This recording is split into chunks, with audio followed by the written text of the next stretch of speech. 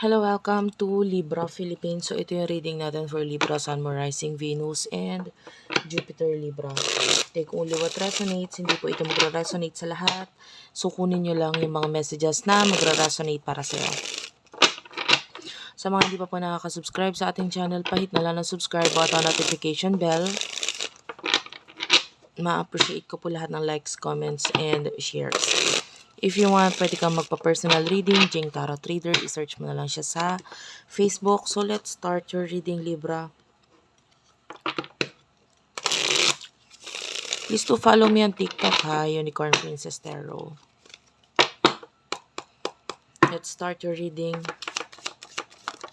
Libra. King of Swords is in reverse. The Hanged Man. You do have here the Queen of Swords upright. And the Seven of Wands. Bottom of the deck is the Page of Wands in reverse.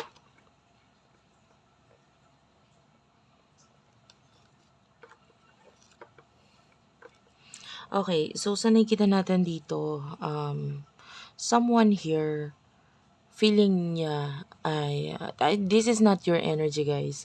Yung iba sa inyo, this could be a cross watcher or this could be your energy. Bahala ka na kung saan mo ilalagay yung sarili mo dito. Yung iba, this could be your person. Etong person na to is feeling niya masyado kang nagiging manipulative. Yung ikaw yung nasusunod lagi. Gusto kanyang hulihin eh. Gusto niyang malaman kung anong ginagawa mo, ano yung iniisip mo, sino tong kausap mo, etc. Parang etong taon to hindi siya masyadong, although feeling niya kasi nagiging honest siya sa'yo. So paano ka naman? Hindi ka naman nagiging honest sa akin. Parang ganun yung energy niya. No? Wala siyang tiwala sa'yo at all. Especially na feeling niya nauubos yung finances mo, yung pera mo sa wala lang. No? So, ang hint niya na agad doon, ang nasa isip na agad niya doon ay might be napupunta ito sa iba. Okay? Napupunta ito sa maybe sa relationship or what. And this person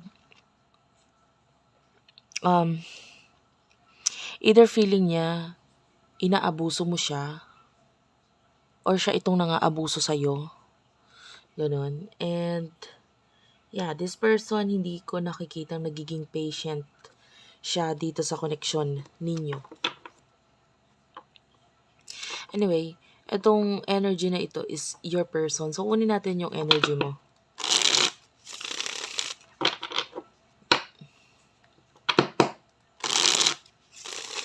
For the sign of Libra. Spirit guides, angel guides for the sign of Libra.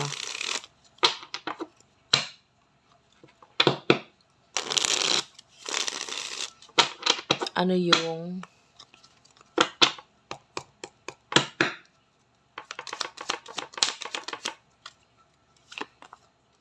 energy ng person na energy mo dito sa connection na ito?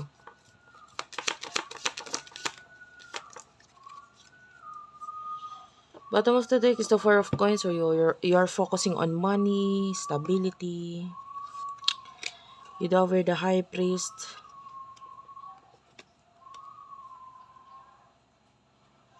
The High Priest here, nagpapakita siya as may mga sarili kang paniniwala. Maaaring ito yung nagiging problema ninyo ng person mo kasi iba yung paniniwala niya, iba yung nasa isip niya, din iba rin naman yung nasa isip mo. I feel like you are focusing sa sarili mo. You want to be in the spotlight. So, gusto mong mapansin din ng iba yung mga magagandang ginagawa mo, mga nangyayari sa'yo. So, mas nag-focus ka doon. By the way, sorry about the noise, no? Kung medyo naririnig mo yung ingay sa labas. May aso po kasi doon sa labas, no? Hindi ko po mapipigilan yun. Anyway, The Four of Coins is at the bottom of the deck. So yeah, you're focusing on pag-iipon. You feel like kailangan mo din tong person na ito. So, kumbaga, I feel like there's a relationship here. And hindi mo na rin kasi alam kung ano yung gagawin mong approach or paano magsisimula ulit sa connection na ito. Pero might be nagsimula na kayo noon. So, nagkaroon na ng new beginning. So, I don't know, yung iba, pwedeng gusto pang ituloy itong new beginning na ito. Pwedeng ganun. Pero hindi mo alam kasi yung person mo, hindi niya alam kung nagiging honest ka ba sa kanya. So, what is your person's emotions towards you? Hindi ko to kukunin. Six of Cups.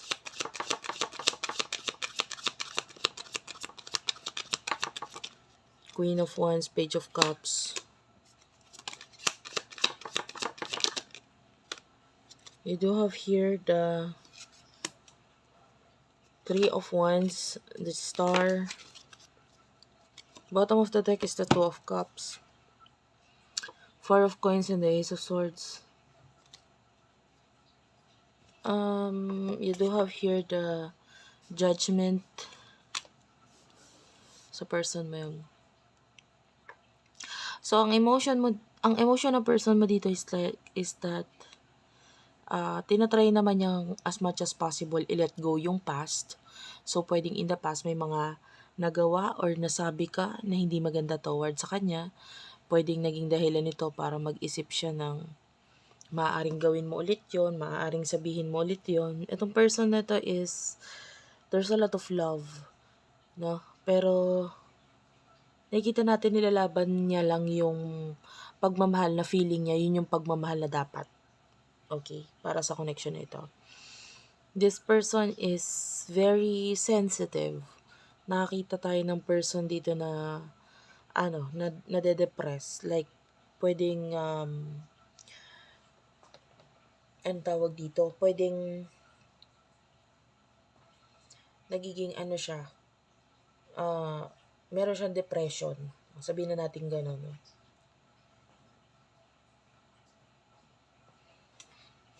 And with the Judgment, wait lang guys, ayos lang akong upo. Ayan. And with the Judgment, I feel like, yeah, may nakikita ako ditong person na parang suicidal yung nasa isip niya. So, pwedeng nag-iisip siya ng mga suicide na pag-iisip.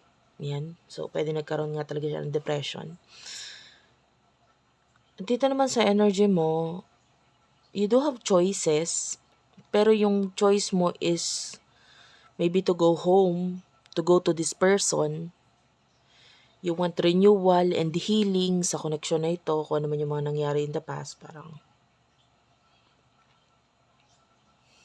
may mga bagay ka ring na-realize. So, actually, honestly, sa inyong dalawa, hindi kayo compatible. Yun yung energy. Yung iba sasabihin, hindi compatible yung zodiac sign namin. Hindi yung zodiac sign yung tinutukoy ko dito. Kayo mismo, sa sarili ninyo, sa relasyon ninyo, hindi kayo compatible. Okay, hindi nag-work out ang relasyon, ang connection ninyo. And, punong-puno kayo ng hindi pag-uunawaan sa isa't isa. Kumbaga, hindi kanya nauunawaan, hindi niya rin nauunawaan yung ibig mo sabihin. So, kulang ng magandang or maayos na communication. Pwede nga nagkakaroon mo ng communication, masyadong magulo, masyadong puro mga issues sa bata, etc. So, and I feel like for some of you, you do have children sa person na ito. So, ayun. Honestly, hindi compatible, hindi match yung connection na ito. What will happen in the near future for you? For Libra, please.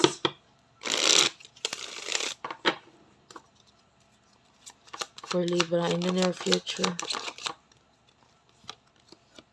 Five of Swords. Six of Coins. Nakakaamoy ako na nagtsatsa. This could be a reading.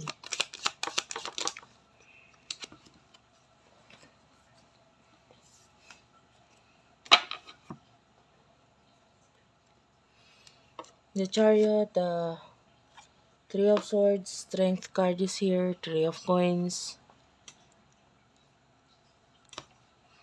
Wheel of Fortune, lumabas din.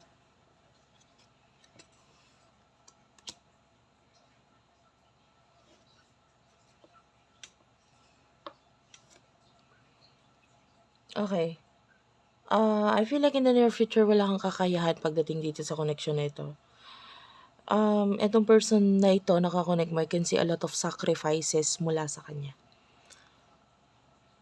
Pero at the same time, siya yung gusto niya, siya yung masunod sa connection na ito. Medyo nagiging selfish siya eh. Para sabihin na natin, gusto niyang matapos yung conflict. Kaya kung anong mang nagiging problema, sige na lang, ganun. Pero, unti-unti siyang napapanghinaan. Nakikita natin na hindi kayo nagtutugma nitong person na ito talaga. I can see a lot of cheating and dishonesty in the near future between the two of you. Hindi maayos yung direction ninyong dalawa.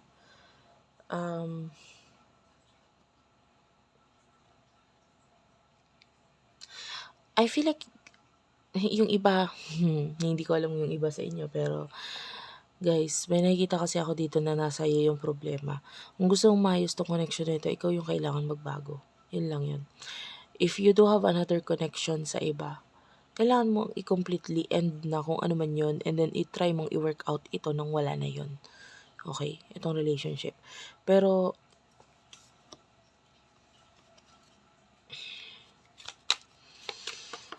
sabihin na natin ikaw ay napapatawad ng taong ito, pero napapatawad lang. Pero yung ginawa mo, hindi nakakalimutan yun.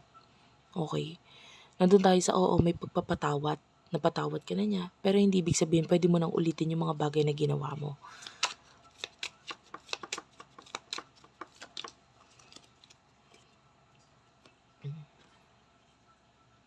Yeah, your person is being depressed right here.